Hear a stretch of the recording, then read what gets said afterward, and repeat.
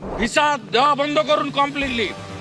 Export import permit issue করা বন্ধ করুন। বাকিটা আমরা বর্ডারে করব সোমবার থেকে। ভারত বিরোধী কথা বলা বন্ধ করুন। আর চিকিৎসা নেওয়ার জন্য করাচি আর লাহোরে যান, এখানে আসবেন না।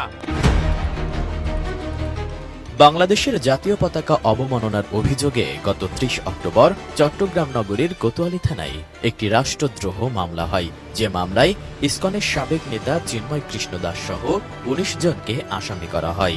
এরপর ২৫ নভেম্বর দুপুরে হযরত শাহজালাল আন্তর্জাতিক বিমানবন্দর থেকে তাকে গ্রেফতার করে ডিবি পুলিশ। পরদিন তাকে আদালতে তোলা হলে জামিন নামঞ্জুর করে কারাগারে পাঠানোর নির্দেশ দেন চট্টগ্রাম ৬ষ্ঠ মেট্রোপলিটন ম্যাজিস্ট্রেট আদালত। রায় শুনে বিক্ষোভ করেন ইসকনের অনুসারীরা। বিক্ষোভের এক পর্যায়ে চট্টগ্রাম আদালত প্রাঙ্গণে ইসকন সমর্থকদের হামলায় মৃত্যু হয় রাষ্ট্রপক্ষের আইনজীবী সাইফুল ইসলাম আলিফের। প্রকাশ্য দিবালোকে তাকে কুপিয়ে হত্যা করা হয়।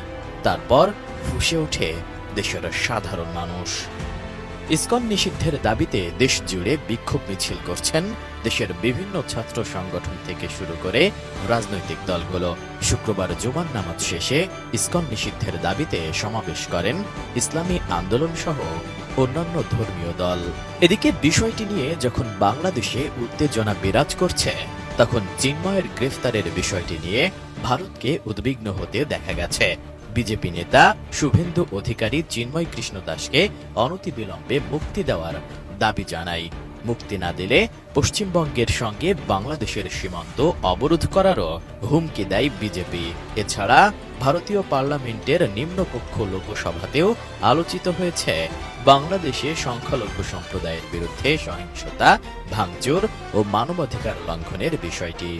ভারতীয় সংবাদ মাধ্যম এনডিটিভির খবরে বলা হয়েছে, বাংলাদেশে সংখ্যালঘু হিন্দু সম্প্রদায়ের বিরুদ্ধে সহিংসতা ও ভাঙচুরের ঘটনা বৃদ্ধি পাওয়ায় মানবাধিকার লঙ্ঘনের বিষয়ে উদ্বেগ প্রকাশ করে ভারতের পার্লামেন্টে প্রশ্ন তোলা হয়। অন্যদিকে ভারতের পশ্চিমবঙ্গ প্রদেশের রাজধানী কলকাতায় বাংলাদেশের ডেপুটি হাই কমিশনার ঘেরাওয়ের চেষ্টা করেন দেশটির কট্টর হিন্দুত্ববাদী সংগঠন হিন্দু মহাসভার সদস্যরা।